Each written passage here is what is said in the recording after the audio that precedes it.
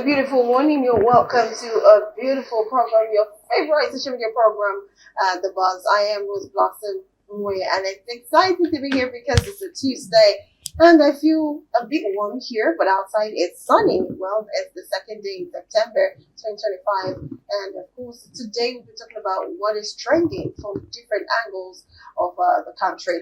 Now, basically, we have we have the number already displayed on Spring TV. I wanted to call out the number, but you can actually join this program by actually only messaging. You can't call because we don't have this spacing or time for today to receive calls, but you can send your text messages. But when you're doing that, indicate your name and where you're texting from to be part of it. We want to hear your suggestions. We want you to be part of the program too.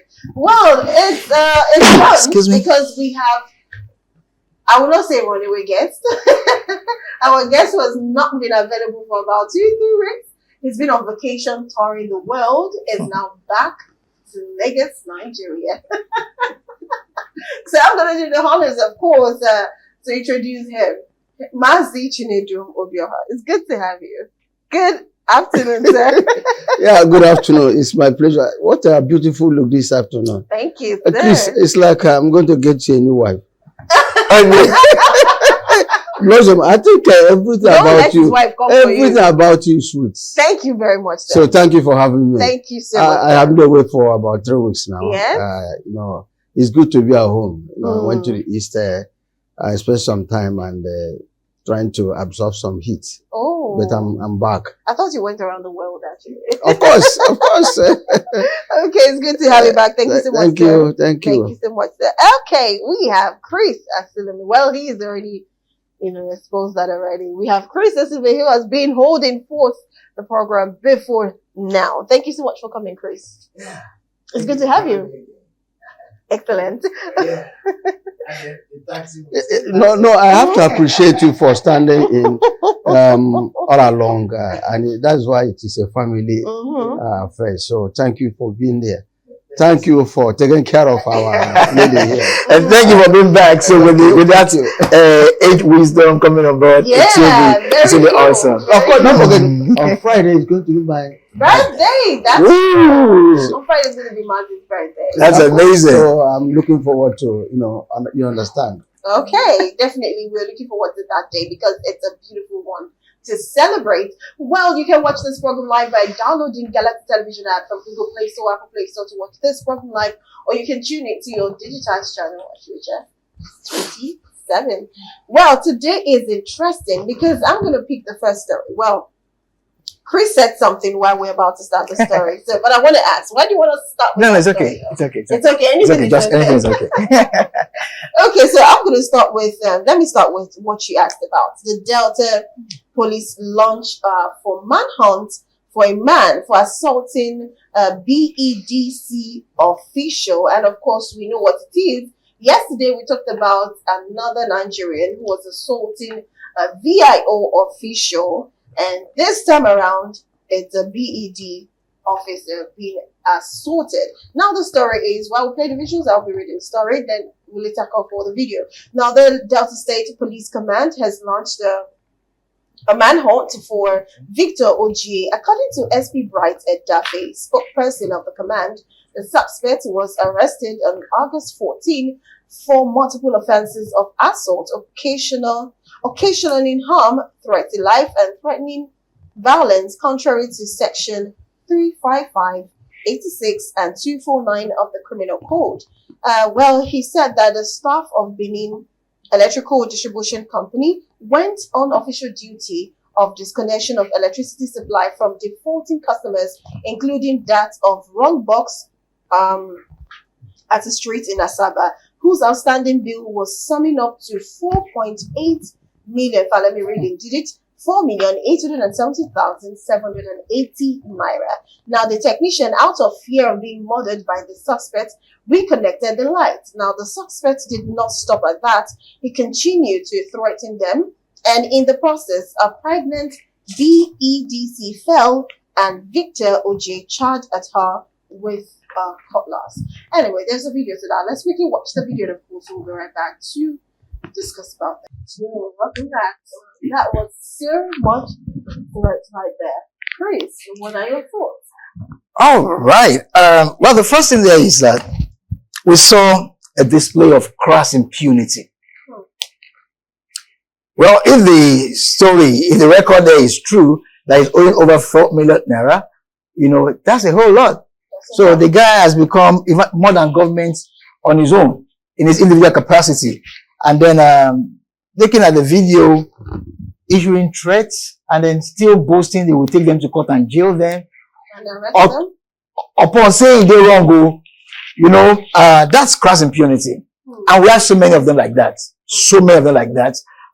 But the truth is, sadly, it's not just limited to people like him. There are also governments, top, highly elevated, sorry, tautology. I'm trying to just control my anger.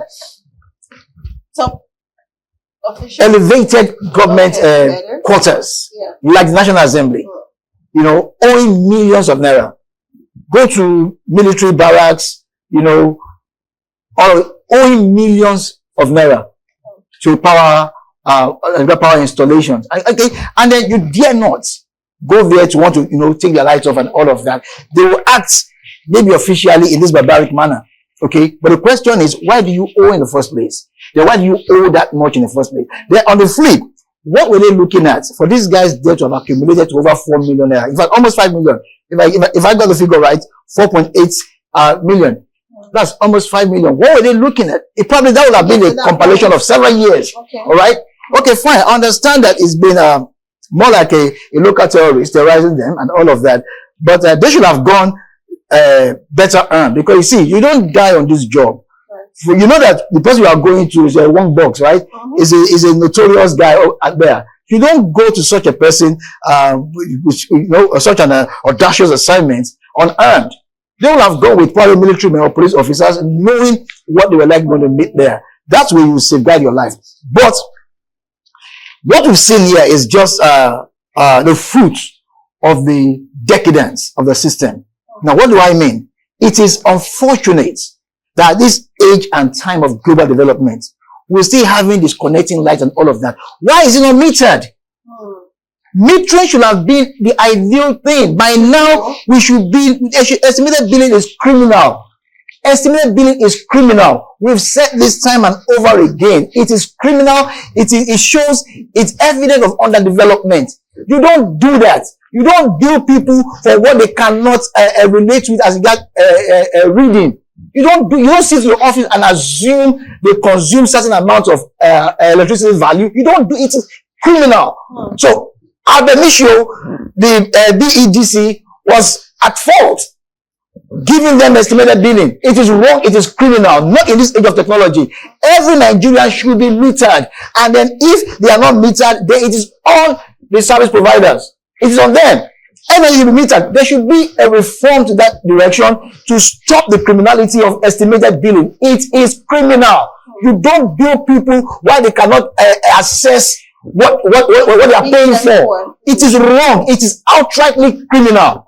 There is no justice system that can vindicate that. It is outrightly criminal. What is NEC doing? NEC has been a backing dog that has not been able to bite. They've been talking about criminalizing estimated billing for long, and the National Assembly have been singing this song for long, but they've not been able to do anything. The power division company has just been ripping off Nigerians on this estimated billing. It is criminal. I can't emphasize this enough. It is criminal. Stop estimated billing. It is criminal. So meter up power users. There should be specific reform in that direction. Okay. A quick flip. I was in a place for almost a week now where they do Band A, and I must commend Band A operation. So almost a week that I've been in that particular place, the light did not blink for a second. And I said, this is amazing. Of course, it's very expensive. But you see, that way you can manage what you use. Okay. So we'll get there. That's a fine one. And then, we should be able to get there, but let me not take too much time. I hope we're going to revisit this. So, I can still say something after Max or whatever. Yes, I wanted to ask from what he said. He said that why do they do so much billing? Now, my point is to avoid this estimated billing to get to that level of millions. Is there nothing the officials of electricity, the different companies that we have, private companies, handling it, can do to at least not subsidize, but make sure that when it is getting to a certain level, which seems almost impossible for a common Nigerian to actually pay the bill, what can they do to actually regulate this so it doesn't get to this extent? Is that for me? Yes, that's for you. Okay, thank you very much. First and foremost, I think I have to acknowledge the points my good friend has raised. And for me to say any other thing below that, it's not commendable. Okay. So I join my voice, my heart, my mind to condemn what Chris has condemned. It's criminal. It's criminal. And it shows high level of impunity in the sense that we have strong individuals instead of strong institutions.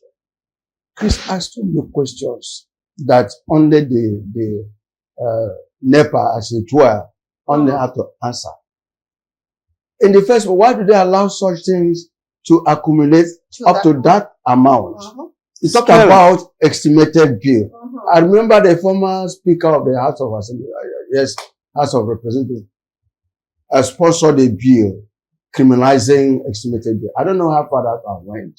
Secondly, we talked about so many no-go areas by the NEPA officials because he mentioned the military base, mentioned the police base. You dare not go there. Yeah. But the point is this. Do you have to run a system like that? You are owing. And they acknowledge the point he raised about metering. For those of us in Band A, initially it was difficult, it was painful, but now we are enjoying it. I spent 3 weeks in the village. And during my time there, my granddaughter sent her somewhere. There was no light in my house. I had units. So when I came back, I started. So it's pay as you use. Beautiful. So that is the point. But then for that young man to say, ask questions, don't you know where you came from? Is that not lawlessness? So which means he's stronger than the institution. He's stronger than you have consumed it. But don't forget, part of it is expected bill. Accumulated maybe from the previous occupier, possibly fraudulent accumulation. Yes, so but then that does not give him the right to attack those who are doing the legitimate work. It's only Nigeria can see this. You can't try it in an advanced country. Otherwise, you don't enter Wahala. So what I'm trying to say is summary, because my friend has justified the issue, is that they don't need to allow these things accumulate up to this. What have they done, or what were they doing when it was 1 million, 2 million, 3 million, 4 million to 5 million? Then don't forget that they may go there and they negotiate. Then why is it that even the guy, when they fearfully reconnected to wait, they would have simply gone back and report the issue? And I want to tell you for sure that if he had gone back and reported the issue, the street or that compound will see no light in the next 1 year. So to me, it's lawlessness, it's impunity, and that is what we have found in the society. And I condemn it completely. You don't need to attack government official on official assignment, no matter what happens. Thank God that it's not in the military. They would have beaten hell out of him. Even the general hospital, do they pay? I went to this. All right, welcome back. You're still watching The Buzz. Well, apologies for that. We just had to take the commercial break. Mazi, you're onto something. Let's just do a wrap up on that. Yeah, I think Chris has said it all, and I don't have anything to argue with Chris. But what I say is it, the government agencies should be able to map out strategies to recover their indebtedness by the customer consumers. Because for them to have allowed this thing to accumulate. And where I got worried, well, the guy was boasting. Boasting on what? Actually. Boasting on what? You are owing. Instead of you to sort it out. You say, you don't ask questions. Ask questions for what? For negotiation or what? That you are not supposed to be arrested? You are not supposed to be... The beating he gave should have been beaten for him. To him. Okay. Not, you see, let him be arrested, prosecuted, and jailed for that. It's a criminal act. For him to have attacked the government officials who are on legitimate assignment. So, to me, It's not only that, but then it is impunity we have seen all over. We condemn it completely. We condemn it, but then let there be metering. Let them go for this prepared meter, whether band A, band E, so that you'll be able to go as you use. As you use, yes. I think that's better. Anyway, we have a message to that. This one says, this is Cynthia from Lagos. Says the man is owing millions of naira and is busy making noise. He needs to be arrested. Why will he owe that kind of money and threaten to take them to court? Now, the man is not okay. And as for NEPA people, the money they are putting for bill is too much. Can you imagine in my area for just for just a shop, 1 million naira for light? It is not fair. Nigeria gets as it be now. They should try and understand us. Thank you. Thank you, Cynthia, for that message. Well, we have said, yeah, that brings me. I've also seen a lot of stores. In fact, in some very outrageous places that are not so open, with the bill already in that shop is sometimes even is almost as close to the amount that they paid for the shop for a year. Yeah, what they do in that regard is they call it commercial billing. Oh, okay. So there's a different rate, a much higher rate for commercial users to the it depends to the individual. It also depends on the area, of course. And then with the size of consumption. Yeah, that's why, like I said earlier, it's just fraud. Estimated billing is a fraud. Yeah, Mazi was talking about Bedamabila when he was Speaker of the House. He was determined, to end the criminality of estimated billing. But you see, NEC just keep frustrating this whole thing. NEC keep frustrating the way back, and they can't do what they want to do in the estimated bill. Not just they milk Nigerians. Of course, estimated they milk Nigerians. They drain us. I think they are using strain to drain our blood out of it. So that is why it will be difficult for them to stop estimated bill unless there's a political will, political power to criminalize it and say you don't have to give anybody estimated bill. Otherwise, but the former speaker tried his best. But it was frustrated. I thought with the caliber of that person, sponsoring it, that you see the light of the day. Behold, what is crying is still crying. Okay, in reform in that section, let me quickly say this. When the president came on board, one of the first things he did was the executive, he signed an executive order, all right, that disintegrated power supply, all right, to the point that even states could now create their own power supply. Local government could do that. Community could do that. Companies and even individuals. All right. So for me, I thought that was a breakthrough and all of that. But it's amazing that even up to now, the states are just warming up to it. As we speak now, about 12 states are on board now. Okay. But I would have thought by now, it's over 2 years of that proclamation of the executive order. By now, they should have perfected the disintegration of power. Okay. And if that is done, okay, so even to the point of community can now own, generation and distribution of power. That way, a whole lot of weight will be taken off the national grid. Okay. All right, and then it will also make sense to create mini grids, maybe in the 6 geopolitical zones and all of that. So that way, you ease tension of the national grid and also encourage alternative, means of generating power, like solar and all of that. So it's expensive. It's expensive because within these 3 weeks I stayed in the village. I know how much I spent.